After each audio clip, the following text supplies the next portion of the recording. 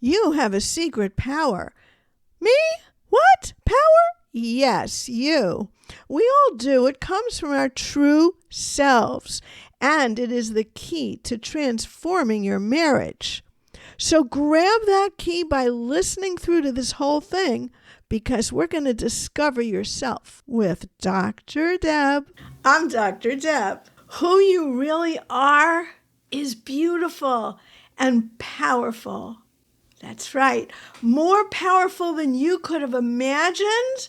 So listen up here, because I don't think too many people even know who they really are. You see, guys, we all have a soul. No, this is not religious. I'm a therapist. But we all have a soul, nevertheless. This is a spiritual take on therapy. And our soul is not possible to be damaged. No way. It is clean, pure, and beautiful. Of course, it's hidden.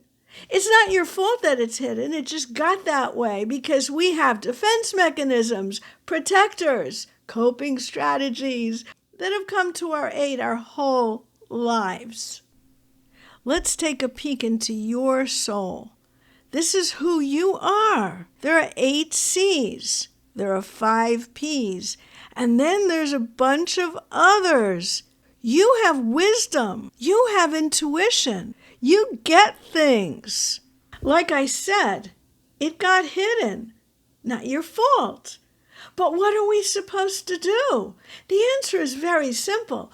All these amazing qualities are in you, and all we have to do is take it down from the attic, brush off the cobwebs, learn who you really are, and then be it. Live it. So you got your 8 C's, your 5 P's, and all the other stuff. What does that mean? Number 1, your true self doesn't get rattled in an argument. Why is that? Because your true self has inner peace. Your true self cannot be pounded into the ground. I was just talking to someone who's getting pounded into the ground by a family member. Oh my God. I said, hey, you know what? You don't have to sit there and listen. You don't have to take that. If someone's abusing you, I don't care who it is. She said, well, how do I get out of it? I said, just tell her, I love you so much. You mean so much to me. But I'm afraid I'm going to lose it, so we're getting off this call. See? Because your true self knows how to set limits in a loving way. Your true self is kind to you, as well as everyone around you. That was number 1. Let's look at number 2. Your true self gets the big picture. Your true self knows how to put things in order and prioritize because it has clarity. It doesn't get overwhelmed. Think about all the people who get overwhelmed in this world. Not your true self. There's job, family, kids, household, finances, what school to send the kids to, but not people who are in self-energy.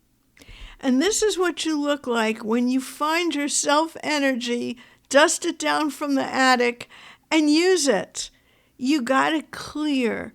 You know where you're going.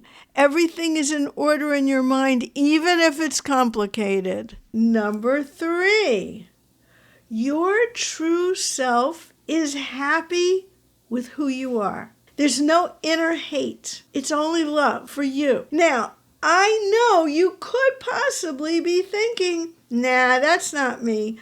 I don't feel that way. I don't love myself. And I get that. But see, the problem is that sometimes our protectors take over us so much, we think that's who we are. For example, you might think that because you're angry a lot, you're really an angry person.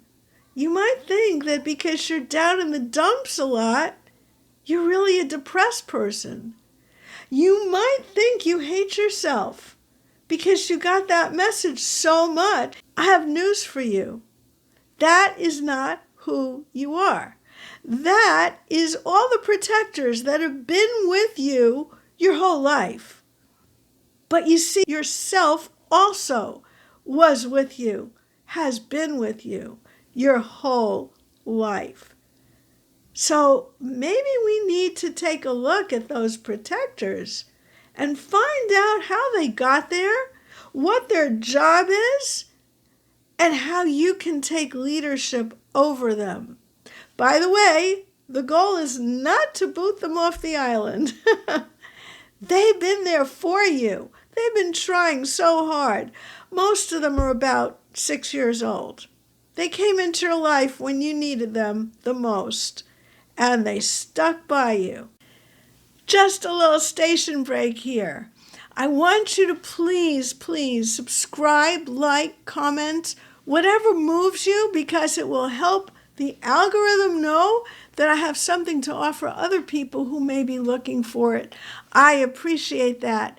And I will respond to every single comment, even if it takes me all day. So your protectors are kind of like Superman, or they think they're Superman. You know, when I was 4 years old, I distinctly remember watching Superman on TV and thinking, oh wow, I want to be Superman, going around the world rescuing and saving people. Actually, that's what I ended up doing. But here's the point. Our protectors all feel that way, and they may only be 4 years old too, you know. Our protectors came into our lives because we needed them for some reason. Each of us has different reasons for different protectors. So what are these protectors? They're not Superman. They're little firings of our brain. But these protectors are parts of us. This is a bottom line. We can't get rid of them. We shouldn't get rid of them. What we need to do is parent them properly, right? So I talked about yourself. Now I want to introduce you to the whole cast of characters, which includes all these protectors. But these protectors are really your moods, your attitudes, your ways and styles of relating in the world, your thoughts, your obsessions, your behaviors, your patterns, and they're also part of you. But never are they meant to take over. This is key. That's why I talked about yourself first. The protectors do not take over. Of course, they are taking over. Actually, that's why you're watching this, because you probably need a little help in understanding all this stuff. You know, you get mad and you wonder where that came from. You get frightened and you wonder where that came from. Well, little by little, we're going to figure that whole thing out. Let's take an example. Let's take someone named Alice. Alice reacts in a very snippy, sarcastic way to something a family member says to her. Maybe it's her husband, maybe it's her child, doesn't matter. So here's my question. Is that who Alice's true self is? Snippy and sarcastic. You can comment below. Let me know what your thoughts are. No, that is not the case.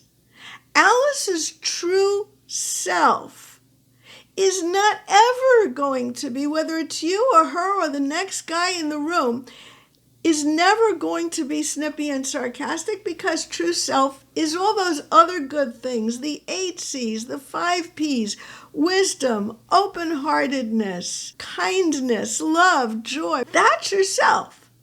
So who is this snippy, sarcastic person? When Alice was 6 years old, she remembers that her mother would make some kind of a really angry remark. She would say something to Alice that was just not nice, like, "You're a lazy kid, you don't get your chores done," or something like that. Alice hears her mother say this nasty, insulting thing. She's 6, or she's 8, or she's 10, and her mother walks away because her mother has no patience with her. And Alice makes a remark that's making fun of her mother behind her back. And she goes, And then little Alice giggles. Why is she giggling? Why is she doing that? Why does a little kid do that? It's because she feels better that way. By being able to get back at her mother, she's somehow evening the playing field. Her mother attacked her at the core, and she's getting back. She's not really getting back. She's not really accomplishing anything. But she doesn't know that. She's a little kid. That tendency stayed with Alice all her years. Okay, let's give another example. Alice had a little brother named Warren. Now, Warren was younger than Alice, so that when their mother would put him down and yell at him, he was really too little to even think of being sarcastic back. That was just not something he could even come up with. His protector knew one thing to soothe him, which is to grab a hold of his blanket and suck his thumb. Why is it that little kids suck their thumb? It gives comfort, right? It's a reminder of mother's breast, and it's an instinct that we're born with. And that's all Warren could do. Now, is that who Warren, at 46 years of age, really is? No. He doesn't suck his thumb, but he does go to the bar a lot because that's what gives him comfort. He can't fight back. It's not in his system. That protector never got developed. But that's not who Warren is. That's a protector that he's had his whole life, but it's not who he is. Here's example 3. Let's call this guy Robert. And Robert's father was an alcoholic and would beat Robert. And he was terrifying. The only way that Robert could maintain one little drop of dignity at the age of 14 was to not cry when he was beaten. So his father would beat him, he wouldn't cry, and his father would beat harder. You would think the protector in him would want for him to call, okay, we got it enough, or start crying. But no. The protector's job was to maintain Robert's dignity because Robert's dignity was even more important to him as a human being than his pain. And so he was tough. You can't hurt me. Just do it. Well, of course it hurt. But he doesn't want to acknowledge that it hurt. So is that tough guy Robert? No, that's another protector. Again, we all have these protectors, and they are not who we really are. Okay, so we figured out that your true self is usually hidden. We don't even know what it is, but we're getting into a place of discovering the difference between our protectors and our true self. Now you're probably saying, okay, what does this have to do with my marriage? Hey, listen. We've got to uncover that true self. We've got to find it. We've got to get it out of the attic and dust it off where it's been hidden for a long time. Do you realize some people live and die a whole life and not know who they are? But that's not going to happen to you. And when you find your true self, then you can use its amazing powers in your marriage. But let's take one step at a time. Stay tuned for the next video that talks about how we get at our true self and why we can't get rid of our protectors either.